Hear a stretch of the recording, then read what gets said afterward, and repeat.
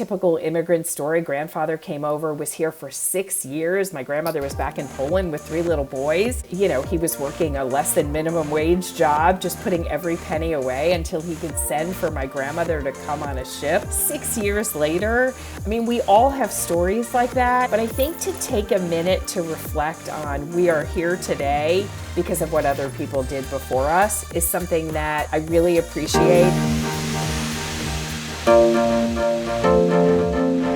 Welcome to another episode of Higher Learning with me, your host, Rashid. This is the show where we learn from executives and founders who are disrupting and changing their companies and industries and find out what they uniquely see, what others don't, when it comes to identifying top talent.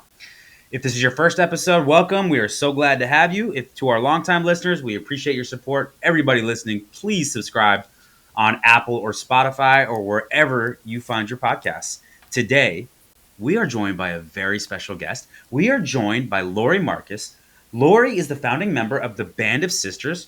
We're going to get to that in a minute, but how you doing, Lori? I'm good. It's nice to be with you today. I'm so excited to have you here. Author, marketer, executive, philanthropy, you do it all, and we're going to dive into it. I want to start here, though, because this is a show about talent. It's about careers. It's about professional world. So let's start here. You are an accomplished marketing executive, and you work for some of the biggest brands in the space. PepsiCo, Keurig, Peloton. I might have used all of those products at some point this morning already. How did you first get into marketing? So I studied marketing in college, and what happened was I went to college. I had no idea what I was going to do. I knew a lot of things that I wasn't good at.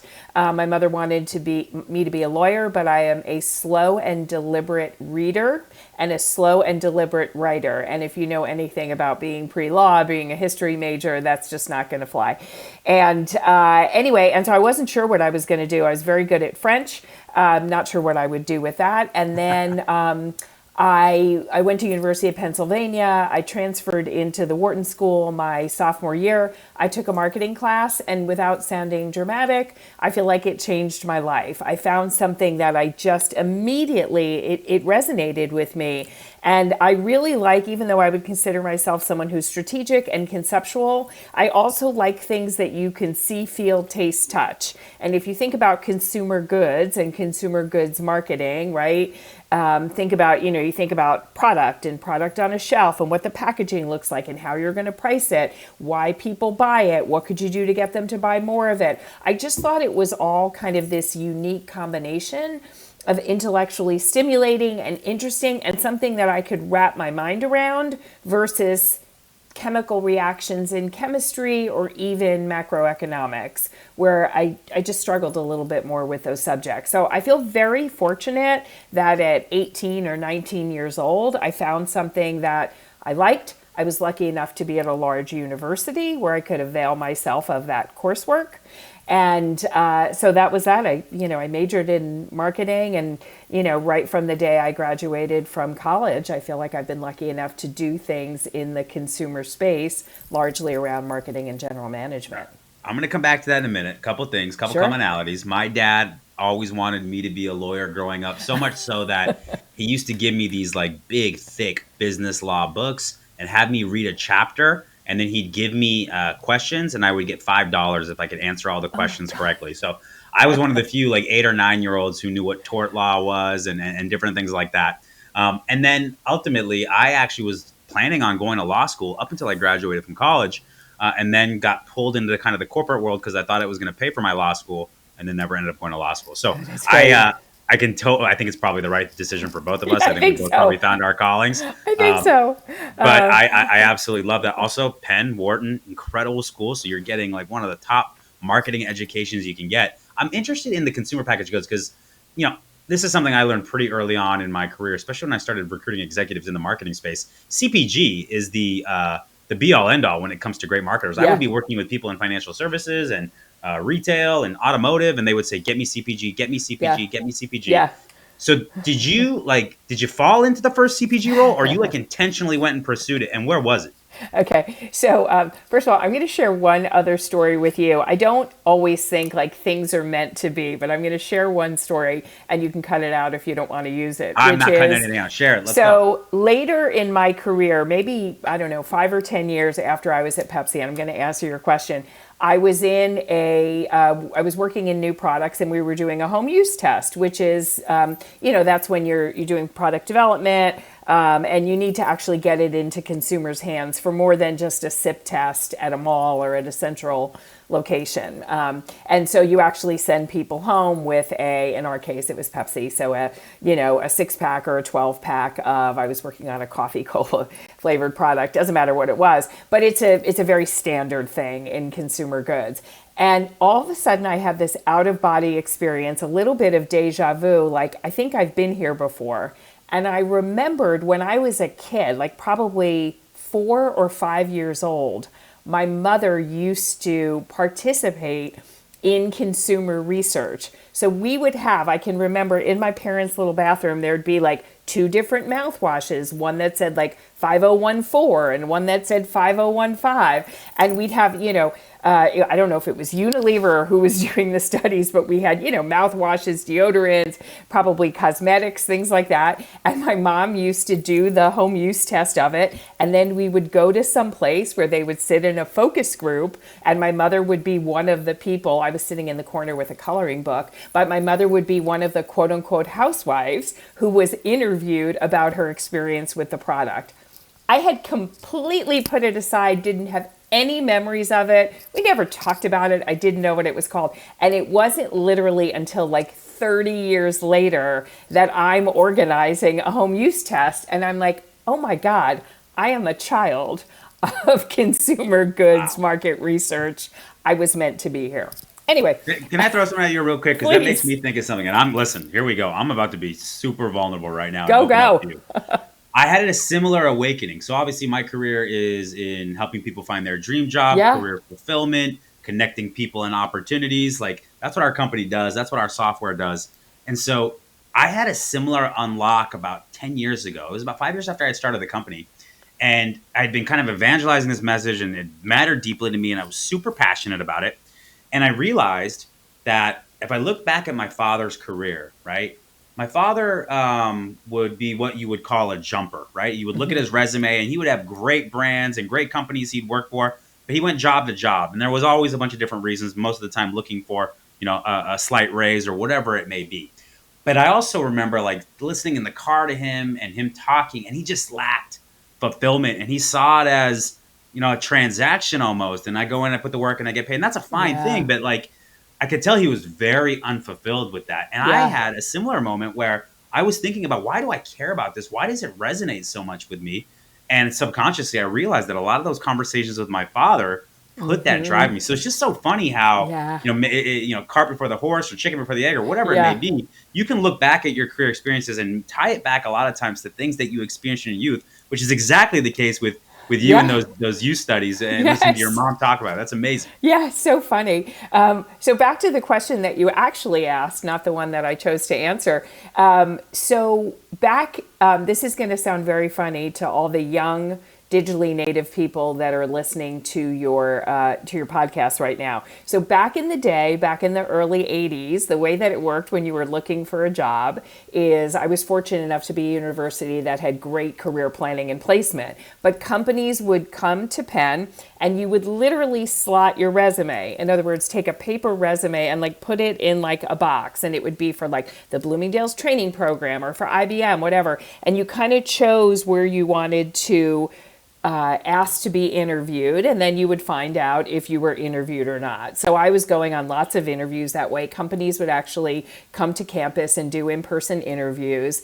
And I was doing all the standard ones. I was looking at retail. I was looking at places that had training programs. And this was early 80s. You really just needed to get a job. It was not a great job market for young people coming right off the college campus.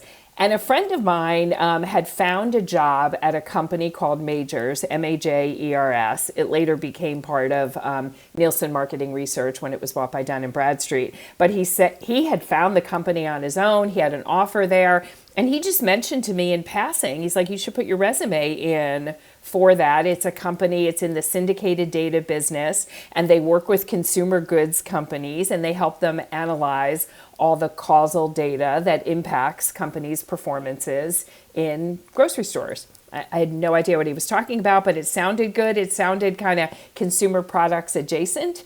And at that point, you really couldn't get a job in consumer products marketing other than maybe Procter and Gamble. Most of them only hired MBAs for the most part. And so there I was as an undergrad. Anyway, long story short, I applied for the job. I ended up getting, recruited right off the Penn campus. One of my, favorite bosses of all time, guy by the name of Dave House, recruited me right off the Penn campus. I went to Atlanta. And what was great about it was, here I was 21 or 22 years old. Our clients were major consumer goods companies. So I was sitting there in Atlanta.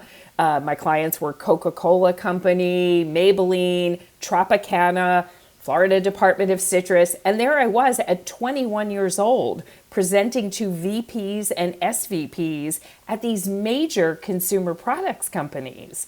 And so that was just very fortunate. I don't think I ever would have put my resume inside the little mail slot that said Majors, Majers, were it not for Phil Cohen suggesting that I did that. And I feel like that was really what launched me into consumer products very early on in my career without an MBA. And like I said, working with kind of the heavyweights in the CPG industry. Yeah, well, I find fascinating about it. My big takeaway there, besides the serendipity there, yes, is giving young, talented people opportunities beyond the scope and pale of what you would expect to be at 21 years old. Yes. Usually translates to a very successful career. And that is something that I don't know that every person prioritizes when they walk into a new role, when they walk into a new company. Am I going to be given that opportunity? Like, we love to stretch people here at our company. And it's for that very reason, because the faster you get the reps, the faster that you learn and even fall on your face, the more likely you are to ascend and really achieve great things in your career. Would you agree with that? I couldn't possibly agree with that more. And the other thing, I've told this story a couple of times over the past few years that I didn't appreciate at the time, but talking about stretching people. So what I was responsible for as a young, promotion analyst or whatever we were called, I was responsible for analytics. And keep in mind, we didn't have big databases and computers. I mean, believe it or not, I'm going to say a word you haven't heard in 30 years, which is microfiche. So the data that we had was on microfiche machines. And I had to go to a library to see microfiche. So, wow. Okay. Exactly. We pulled it manually, and then it was very manual, but eventually you got the data and then you got to the insight. So it was kind of what you would now call kind of data and analytics, but I would say early days of data and analytics. It was also presentation, right? So you would go to Maybelline or Coca-Cola or Tropicana, or later I was calling on Nabisco, and here you were, this very young, inexperienced person presenting to very senior people, not once, but we'd go in every other month. I mean, on a pretty routine basis. And my boss always let me present. So analytics, presentation skills, and then the other thing, maybe not day one, but definitely year one, we each had a new business target. So it wasn't just that I was responsible for, with my boss, renewing the Tropicana contract and selling them incremental services, but we each had to do cold call new business. And so what's incredible about that is those three things that I just described, I think in today's world would be in three different departments. You'd either be doing data and analytics, or maybe you'd be somebody like in an ad agency who is pitching new business, or you would be sort of doing new business. And the fact that I got to do all of that at 21, 22, 23 years old, some of it I was better at than certain things you're better at than you are at other things, but you got to really learn kind of the full ecosystem of how business works. And you also learn at, that grid of like what you're good at, what you're not good at, what you like, what you don't like. You can sort of put those things where they go on the grid, but it doesn't mean you only do the things that you're good at. So I agree with you in such a fulsome way that you want to give people a chance. I worked my heart out there, And I loved it. And it gave me great experience. And people took a chance on me. After 2 years of being in Atlanta, I was a little bit itchy to get back to the Northeast. I made my intentions known. And I was also ready to get promoted. And I worked really hard. But I ended up getting a promotion to come back to their Stamford, Connecticut office. And there I was at 24 years old. And I was calling on Nabisco, the largest client in the whole corporation, not just for the Stamford office, but the whole corporation. And so there's so much in there, Oz, not just about giving people like big and meaty jobs and taking a chance on them, but also sponsoring them. And, like I said, the person who hired me off the college campus was also the person who pushed and pulled and sponsored me to get that job back in the Northeast. And I think I've lived in Connecticut ever since. What a great story. Yeah. So the managers and employers listening, please empower your early in career talent, particularly if they're young women. So now let's talk dismantling gender bias. Oh, that's what we call a segue in the professional community here. Really nice. Wow, hit that, nailed that. So dismantling gender bias in the workplace is something you are super passionate about. I am. Interested. You've had, as we already heard, the beginnings of a very illustrious career. What were some of the experiences you encountered, right, positive or negative, that helped kind of like shape this belief that you have on the importance of this? Yeah, so it's interesting. I mean, I would say it started, I was very fortunate in my career, I should say that. I mean, I worked in consumer products, I worked mostly in marketing and general management. So I didn't work in what you would call like a male-dominated, super, aggressive field, which we talk to a lot of people today who say, how does your experience translate? But that's a different story. But I should say I was very fortunate in terms of where I chose to work, who I was fortunate enough to work for, all of that. And I think it started with, I'm one of, there's, two daughters in my family. I didn't realize it at the time, but my dad was a super feminist. He didn't call it a feminist, but he was just very practical. He had two daughters, and he always said to us, you need to go to college and get a degree in something where you can get hired to do that thing, and you need to be able to support yourself for your whole life. He was a little ahead of his time. I think some people back in the day were still saying, like, you'll get married, you'll marry wealthy, someone will take care of you. My dad was not like that. He really wanted us to be independent-minded, and also it was very important to him that we would be financially independent. There was no family money there, and so it was really important to him. It was only years later, probably after he passed, that I could lovingly say that he was actually one of the original feminists. So I think it was kind of in me from the beginning. And then specifically when I was at work, I was one of the original co-founders of the Women's Resource Network. And it just always seemed like, well, of course, that's how you would use your talent. I believe that diversity, whether it's women or people in all underrepresented groups, bringing together diverse talent and making sure that all talent has the opportunity to achieve their full potential, I always thought that was important. But it wasn't out of a feeling like I'd been persecuted against or I had opportunities that weren't afforded to me. I just always felt like I wasn't a lawyer, but I did have a voice and I knew how to state a case. And so I always used my talent and my power and my voice for causes like that. The first ever Women's Resource Network at Pepsi back in 1993. We then started a Westchester, which is, suburb of New York City, Westchester Women's Group with companies like PepsiCo and MasterCard and some of the other companies that were close by in Westchester. I was part of the Women's Food Service Forum. And so I've always been involved in organizations like that. So that's the early route.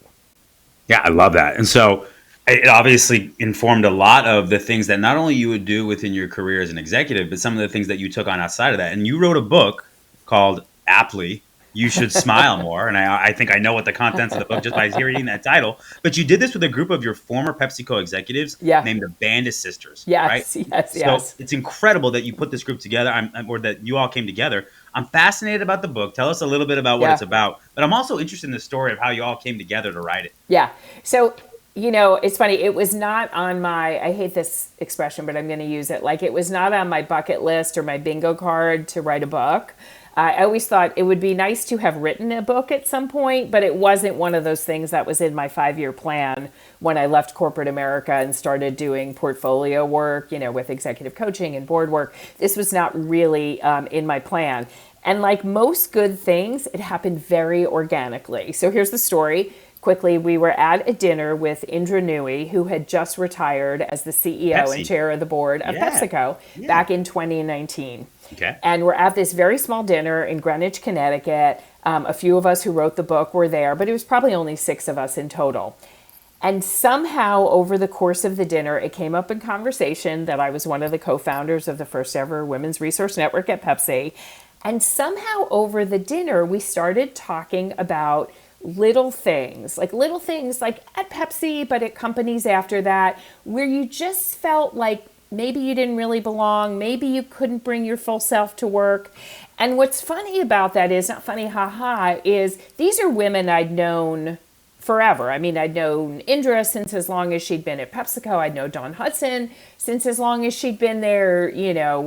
C. Nicholson, I'd known since 1997. I mean, I'd known these people for a long time. We had talked about everything. We had complained about everything. We all complained when somebody changed the date of a strategic planning meeting and you had to work all weekend. I mean, there were a lot of things that were sort of known complaints. But we had never talked about these little moments, these little micro moments that made you feel like you couldn't bring your full self to work. So there we were sitting at this dinner in 2019 with the newly retired CEO and chair of the board of PepsiCo. I mean, at some point, Indra was the 3rd most powerful woman in the world behind like Angela Merkel and Oprah. And here's Indra sharing that she also had experienced some of these things. Wow. So one thing led to another. We started talking about them. We did some follow-up meetings. We brought another couple of friends in. And what we realized was we had all experienced these things. We hadn't really talked about them because one by one, they're so small when you say them out loud. Like, why do women get asked to plan the parties versus being on the merger integration task forces? Why do we call women girls in the workplace? Like, why do we tell women not, helpful things like you should smile more? All these little things, they're so tiny one by one, but it's a little bit like death by 1,000 cuts. And just over time, what happens is women are, they're either these things are said about them, they're said to them. Most people don't even realize that they're microaggressions, and so you don't talk about them. So one by one, they just kind of add up, and 2 things happen. Either they just exhaust women, like at some point you're just exhausted from dealing with all of these things. Or worse yet, what happens is women get marginalized. So when you talk about women at work, there's a brand new data scientist with a PhD from Yale, and you say, oh, we just hired this new girl in data science. You don't immediately, when you call a woman a girl at work, you don't immediately think, well, I bet she'll be the next CEO of the company, right? You would never say, oh, we just hired this new boy out of Harvard. You can't say it. Like you'll do a spit take if you try and say it. You just can't call a person in the workplace a boy because they're not 12. And so there's these little things, one by one, they don't mean a lot, but they add up over time. And so we started having these realizations, and what we realized was once we started talking to people about this, everyone had experienced them and nobody talked about them. Because little by little, one by one, they're too small to talk about, but they do add up and they are important. Yeah, I have a lot to say on this because I've been thinking about this recently, and the last 4 years were really interesting time for our world, for our society, and you've seen the pendulum kind of swing back and forth on a lot of different things, including traditionally disenfranchised groups or even return to office and all these different things, and we're all kind of coming to a place of like, what's right for us, what's right for our people. Now, you've seen a lot of people, and current events notwithstanding, right? There's this backlash to this idea of woke, or I have to think about before I talk. And it's like, here's my take on this, right? Yes, you have to think before you speak. Like that should just be a prerequisite, right? You Oh my should have God. some level of empathy of like, how Yeah. is this going to come across the right way? I'll give you an example of this. Okay, just today I had a meeting earlier. I have a chief of staff right on my team, and I had my chief revenue officer and my CFO, and we're in a meeting, and I had brought my chief of staff in, and I wanted to have notes taken because we didn't have the AI writer, right? And I was about to say, hey Sammy, can you go ahead and then I was like, I'm gonna pull back and I'm gonna think about it. I'm gonna go, you know what, guys, let's restart this meeting. I'm gonna get the note taker and bring it back. I just put in that simple little thought because she knows me, she knows what's going on. But how would it be received, right? Yeah. And maybe I should have just gone to my CRO and said do it, right? To kind of break down these kind of Yeah. these gender roles. So yeah, I put a little bit of thought into it, right? To make sure that my message, so there is Yes. a benefit to the person on the other side. You want your message to be heard, not the tone or the word choice. You want your message to be heard at the end of the Yes. day. And so Yes. I think it's important that, yeah, it is a little bit, you have to put a little bit of thought into things before you speak.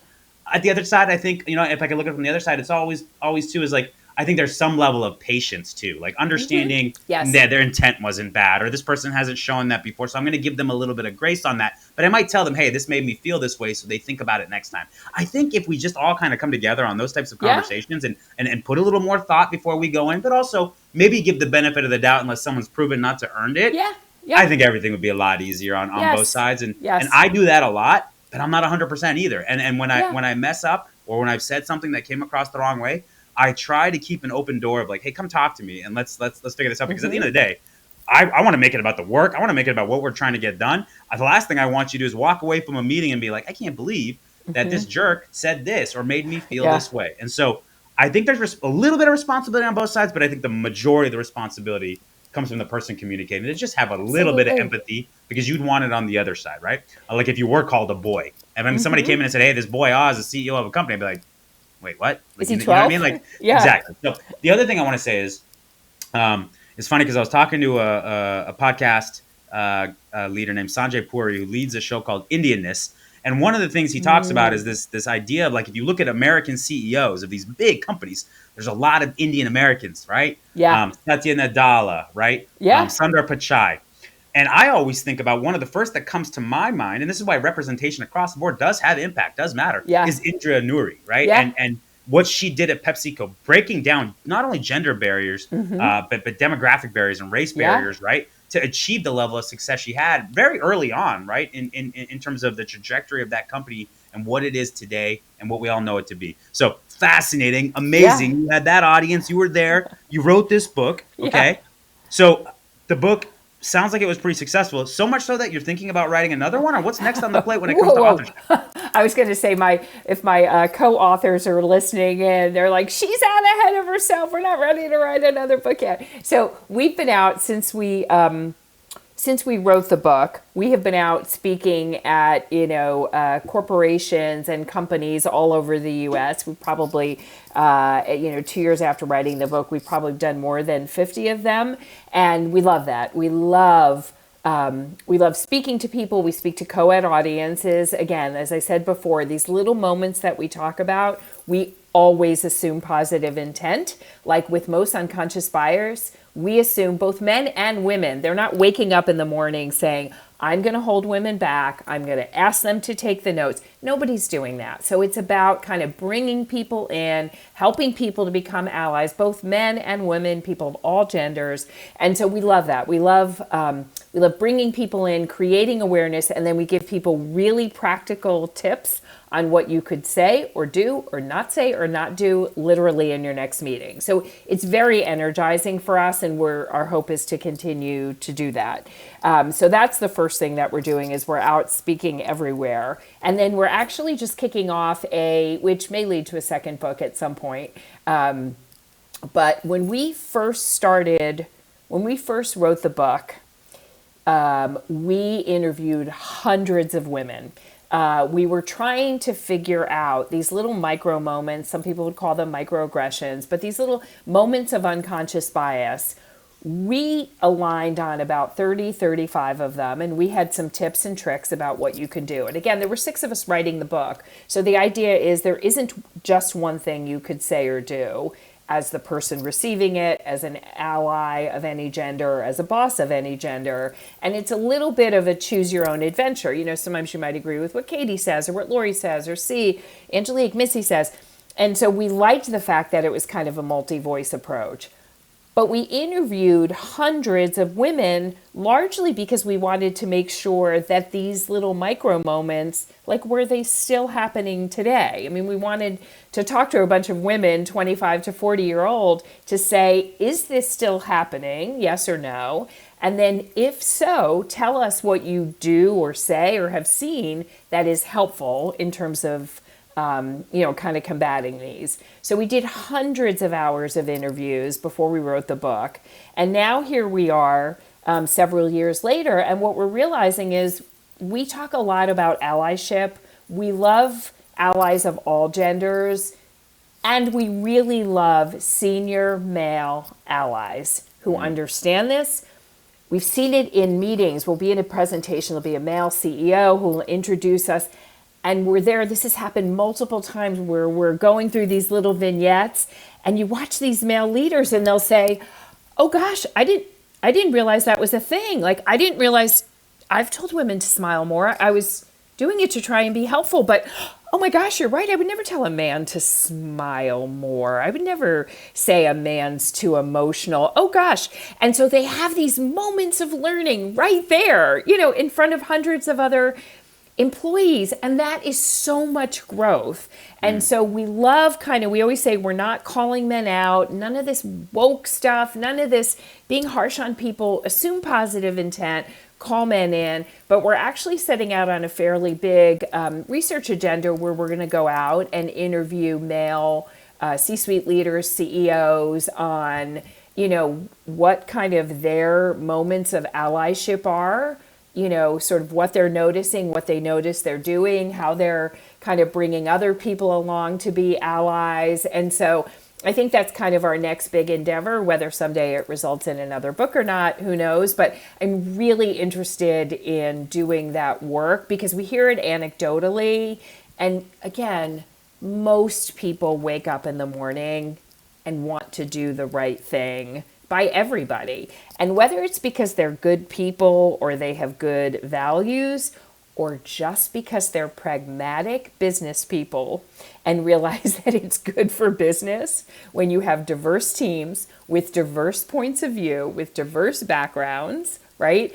And honestly, if you want to have access to the best talent, you want to have access to the best talent of people of all genders, all races, ethnicities, background, ages, and that's just good for business. And if you're a capitalist, that's okay if you get there because you're a capitalist. I don't need people to get there for values. I'm okay if people get there because they're capitalists. Outcome oriented. I really like that. Now listen, whenever the book's ready, I'm going to need an autographed copy from every single one of the Bandit sisters. So let me know. Super excited about that. Finding the right talent for your team doesn't have to be a struggle. Meet Aon Hire, the world's first hiring experience management platform designed to transform the way you hire. Powered by AI, Aon Hire takes the hassle out of every step in the process. From smart resume analysis to customized interview questions, it saves you time, money, and effort. Plus, with real-time insights from every interview, you can quickly identify top candidates, reduce turnover, and stay on budget. And forget about note-taking, Aon Hire takes care of that for you. Ready to revolutionize your hiring process? Visit aonhire.com and get started today.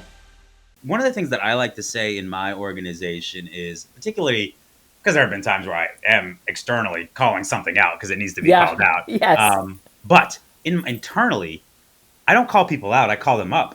Yeah. And the key to that is intent, right? Is your intent to make things better? Is your intent to injure or to make them, feel bad about themselves? No. So then you're calling them up to their best selves, calling them up to what the company needs, calling them up to what everybody needs. So I love that you said that, and that really resonated with me. Yeah, I love that, calling them up. We always say calling them in, right? Bringing them into the discussion.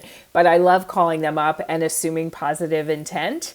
And did I just make the book? What? Am I in the book? Okay, no one's going to be that impressed with the CEO of MSHAM. Maybe they will. I don't know. I think I just made Are the you book. there? But it's interesting. We were at a talk early on with a former colleague, And he was interviewing us, and he asked a question, and then he said, am I allowed to say that? You know, it was sort of in the height of a little bit of this after the Me Too backlash. And just to be clear, we're not talking about Me Too moments. We're not talking about, God forbid, Jeffrey Epstein, Harvey Weinstein. We're talking about little microaggressions.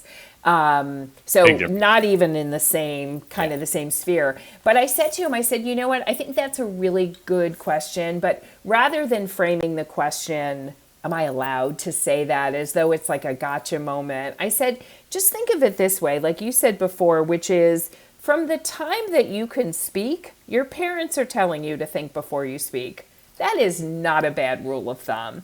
And as a general rule, what we tell people is sometimes people aren't sure what they can say. You have to consider the audience, how someone will receive something. But as a general rule, 50% of the time, if you just say to yourself, something you're about to say to a woman, would you say it to a man?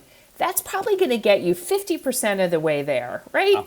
Oh, I had this just happen just a couple of weeks ago. I was in a meeting, and I was wearing, I don't know, I was wearing like a nice blouse, and I zhuzhed it up with some jewelry and whatever, and maybe a little bling. And one of my colleagues said to me, he said, oh, you look very glamorous to say. And then he said, you look very glamorous today. And then he kind of caught himself, and he said, oh, am I allowed to say that? Is that okay? And I said, well, thank you. I mean, obviously, when I got kind of dressed up and zhuzhed it up a little bit about that morning, I wouldn't have minded if somebody had noticed that I put a little bit of extra effort in. I was wearing something that I felt great in.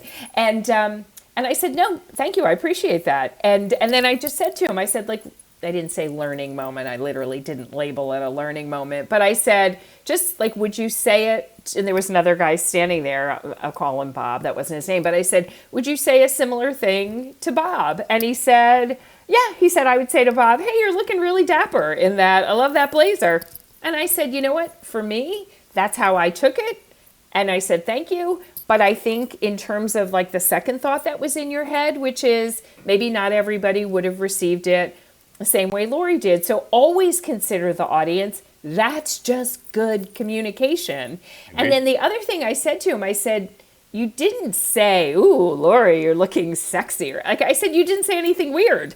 And so it was obvious that your intention was very good, and I appreciated it as such. So, but I think what you said, Oz, is think before you speak. Yeah, that's not a high bar to put on people. No, right? No, I know. And we do it across all different types of spectrums of things that come out of our mouth, whether it be setting a strategy and a plan or who you invite to. Like, I mean, putting a little thought into things isn't the biggest thing in the world. And if that's all we're asking to make everybody feel included and feel good, I don't think it's a big deal. And just to your point, I got to be honest, I usually am wearing a T-shirt and sneakers when I come in here. Today I have a dinner, so I had a blazer on and things like that. And both, male and female employees both called out, hey, you look different, you look dapper, you look good today. And yeah, listen, that's not a bad thing as long as you do it in the appropriate way. I got to say, first, 2 zhuzhes in the podcast. That's double the zhuzhes we've ever had before. So we're breaking records here. And then lastly, I have 3 daughters, and I adore them, and I see it the same way I think your dad sees it. And so I really appreciate the work you're doing. So I want to thank you for that. Thank you. I also have 2 daughters, and I will share one other thing with you. When we had this dinner back with Indra back in 2019, my younger daughter was about to graduate from college. And so second of 2. And I had this realization as we started doing this work that when we started the first ever Women's Resource Network back in, so many years prior, 1993, I don't think I ever said these words aloud, but I was thinking, okay, we'll do this work now. I don't have children now. We'll do this work now. We'll fix gender bias, check. We'll make everything equal. Sort of like the analogy I always use is when I was a kid, we didn't wear seatbelts. Our mothers took us home from the hospital, sitting in the front seat, no car seat, no seatbelts, and she was probably smoking a cigarette. And then at some point, people did the you need to wear seatbelts. And now we just get in the car and we put on our seatbelts. We don't talk about it. We don't boast about it. We don't post on Instagram. We just don't wear seatbelts. Similarly, we don't litter. We don't throw our trash out the window. So there were other things like that you put in the work And then you thought they would just be solved and we would go do other things. So I think back in 1993, I think that's what I thought would happen with, diversity, inclusion and all of that. And sitting there in 2019, years later, when my baby is about to graduate from college, I'm going to cry. I had this moment where I sort of thought, oh my God, I've been doing this for so long. And I've worked a lot of hours. I lived in different cities, commuted to different cities while I was a working parent for my career, but also for my family and economic security. My husband and I were in like a dual working relationship. We did all of that. I've been part of Women's Resource Network since 1993. My kid's about to graduate from college, and we didn't fix it. And I have to say, I'm getting a little emotional thinking about it. I wanted to have fixed it so that it would be easier and better for them. And we didn't. But the flip side of that is we all had this realization where we said, okay, we used to be operating executives. Now we're executive coaches. We're board directors. We're speakers. We have agency. We have power. We have a voice. We can use that to try and get done what we didn't get done maybe 30 years prior when I was like a brand manager at Pepsi. Yeah, so here's what I'll tell you about that. I think fix it is one way to look at it, but I'd reframe for you and say that we've made incredible progress. Not everybody puts on their seatbelt. I can look down there and I can see somebody littering right now. But we're more aware. It's definitely better. I can definitely tell you that. And then when I watch TV or movies and I watch something that came on like in the 90s versus right now, I mean, there's a completely different tact and script and everything. So I would say that fixed is the wrong frame, progress, and we want to keep progressing and keep moving forward. And through your work, we're able to do it. Now, listen. We got to talk talent because that's what pays the bills here. And I know you've hired a lot of people in your career. So I want to ask you a couple questions when it comes to your hiring practices. Do you have a core hiring philosophy that you've adhered to as you brought people into your team? Mm-hmm. I go back to the thing that I learned, the gentleman I referenced earlier who hired me right off the Penn campus. I tell a story. We were going to, again, I was probably 21. We were going to interview maybe at University of Georgia. We were in Atlanta, and we're all getting in the car. And I said, like, Dave, I don't know how to interview. Like, I don't know what we're interviewing for. Like, I was kind of freaked out. I didn't have a rubric, or a framework.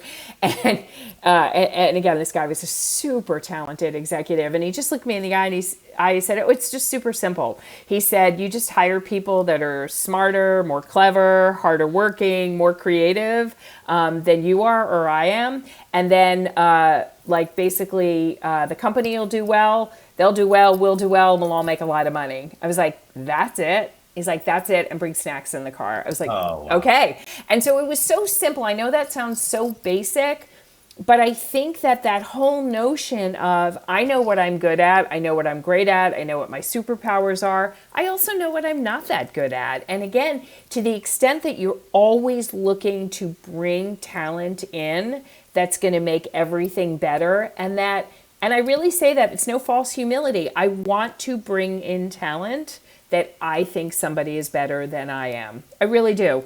I love when you bring in talent and you say, oh, well, I'll be working for this person someday. So I think that is, at the end of the day, that's the biggest principle for me. And I also think, like we were talking about earlier, I love to bring in people that are hungry, that want to learn, that have intellectual curiosity, that are, sort of want to put in more than they're going to get out of it, and just have a great attitude. I have a colleague who used to say all the time, like, I will take attitude over aptitude any day of the week. And I think he was right about that. My guy, Dave House, was out in front. He knew talent identification. He knew candidate experience by bringing the snacks. I should talk to this guy. He's got some good ideas. What about a memorable interview experience? If I asked you about one of those, is there one that comes to mind? I have two things. I just told this story the other day. I interview for, I serve on corporate boards, and as part of that, you interview for a lot of corporate boards. You don't always get offered the role. Years ago, I interviewed for a corporate board role, and it went very well. But like most board roles, everyone that interviews is super qualified. So you don't get offended if you don't get asked back for a third or fourth interview, or ultimately if you don't get it. Anyway, I had a first interview that I knew it went really well. The head of the governance committee sent me a handwritten note card thanking me for interviewing and telling me what he appreciated about how much he enjoyed meeting with me and how much he appreciated the interview. This was probably 2016. I was cleaning out my kitchen recently, so 8 years later, and I finally just threw it away. But I kept it for 8 years. And the key thing for me there was, we all tell people, write a handwritten thank you note when you're being interviewed. But that was probably the first, last, and only time where someone sent me, it wasn't just like an email, like, hey, thanks for interviewing, we enjoyed it. He sent me a handwritten note. And it stuck with me incredibly so. And I think it was just a learning about, I tell people this all the time, when you're interviewing, both as the interviewer and the interviewee, think about the notion that, like, please God, life is long, and that you may interact with that person in some other way down the road. So I've had people that have interviewed, they weren't the right person for the role, but I recommended them to recruiters for other jobs when somebody called me for a referral. Like, they made such an impact on me, even though they might not have had the best skill set for the role. So both as the interviewee, think about, yes, ideally you want to get invited back and ultimately you want to get the offer, but it's a longer game than that if we're lucky enough to be here for a long time. But the learning is, Oz, the same thing goes for the person who's doing the interviewing. So that's something that has really stuck with me for a very long time. And then the flip side of that is, so when I worked at Keurig, I was the head of brand and product, but there was a whole engineering team that we worked really closely with. And the guy who ran the mechanical engineering group, he said when he interviewed mechanical engineers, if they hadn't come to the interview and had bought and taken apart a Keurig machine, they didn't get to a second interview. Now, it's not like it's a Rolls Royce or like a Mercedes Benz, but it's like, the cheapest Keurig was probably $89. So I'm like, these people that are interviewing for relatively junior roles, you expected them to have like bought a Keurig and taken it apart. And the learning, the essence of what he said really stuck with me, which is they have to be intellectually curious. If you're interviewing for a mechanical engineering manager role and you're not curious enough to have gotten in there and taken the thing apart, he's like, you're not going to do well here. And I thought it was harsh at the time, but years later, just a couple years later, I was at Peloton back in the early days. And the company wasn't as ubiquitous as it became during the COVID epidemic.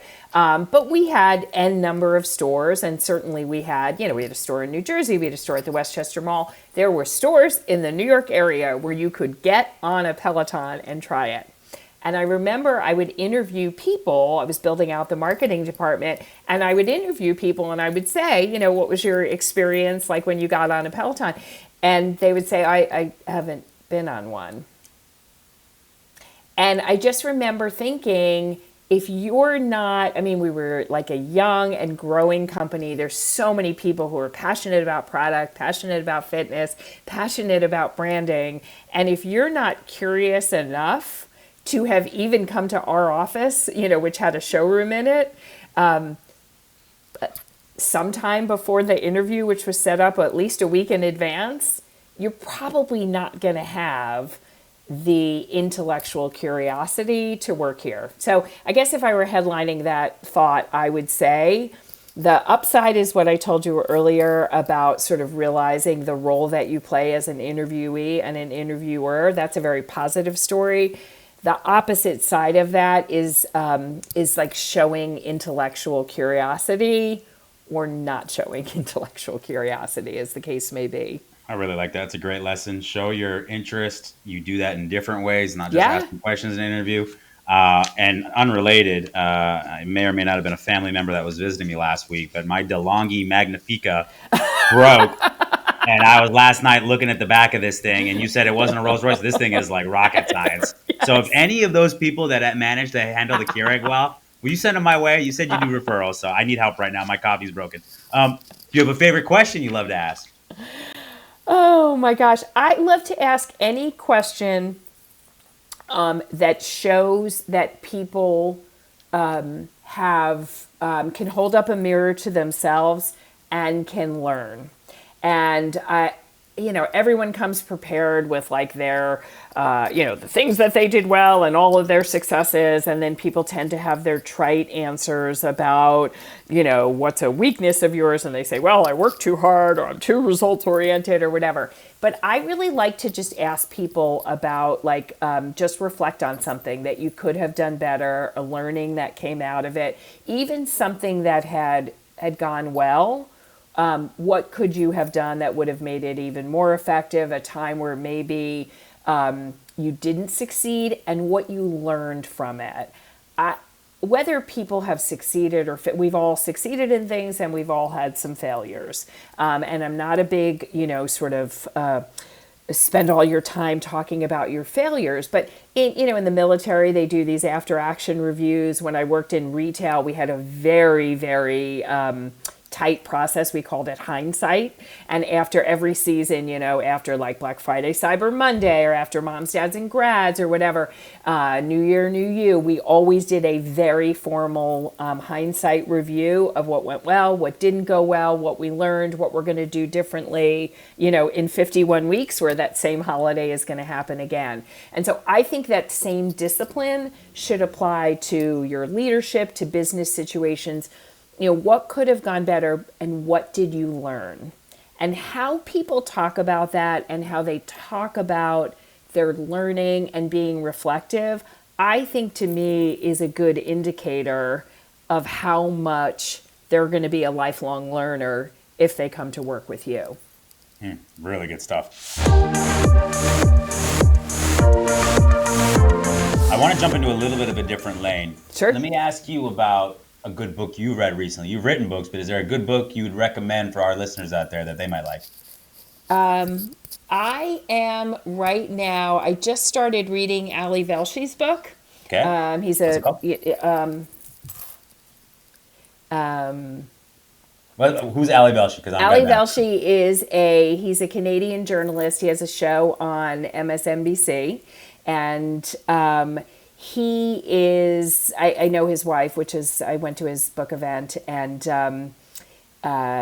several months ago. And what I really like about the book is it's his story and, growing up, different country, all of that, talks a lot about his, sort of his path to citizenship. It's not a political book per se. But I think it's a good example of what I'm talking about, which is somebody who is like reflective, learns from their history. And what's sort of super fascinating about this book is, and I'm only about 20% in, it's learning from your own history, but the history of your ancestors as well. And sort of looking back at, like I said, your history, where you come from, what other people have done to get you in the place that you can live the life that we all live. And I feel, we joke, sometimes we'll complain about something and then we'll go, oh, first world problems.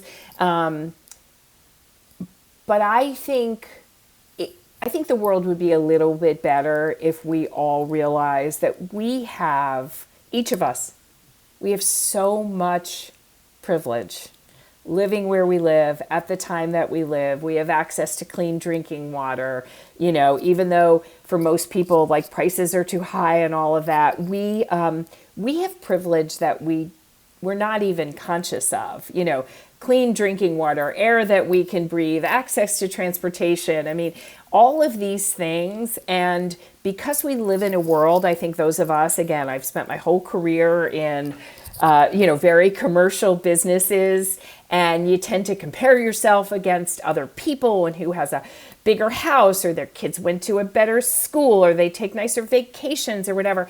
And it's very easy to get wrapped up in the sort of go forward and comparing yourself to other people. And sometimes taking a look back, and this is one of the things, like I said, or early on in the book, but looking back on these ancestors and what they did to get us to where we are today. I mean, my grandparents came here, typical immigrant story. Grandfather came over, was here for 6 years. My grandmother was back in Poland with 3 little boys. And, he was working a less than minimum wage job, just putting every penny away until he could send for my grandmother to come on a ship 6 years later. I mean, we all have stories like that. But I think to take a minute to reflect on we are here today because of what other people did before us is something that I really appreciate. I'm trying to take a moment to do that, like I said, with my own ancestors, and I appreciate other people that are doing it with theirs because we're here today because of them.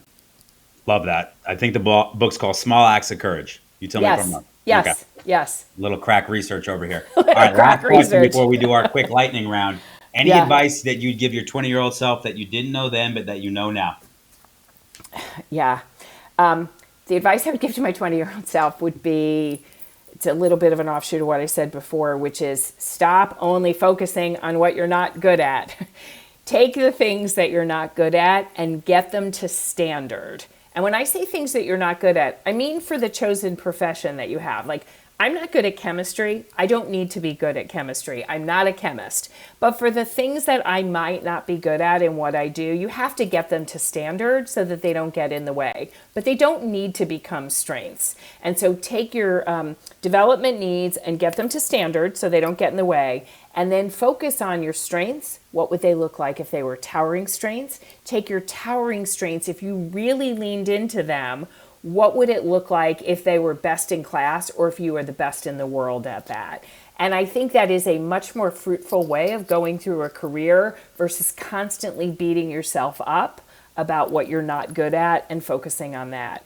So that's part one. And the part two, kind of the cousin to that, is just because something comes easy to you does not mean it's not a strength.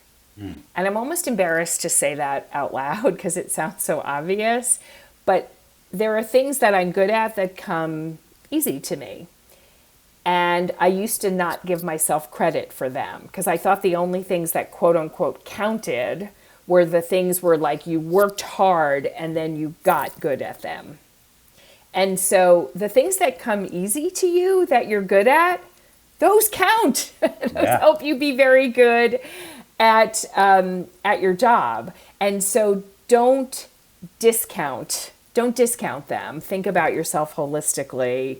And again, lean into things that you're good at. I didn't say pursue your passions. It's a different thing.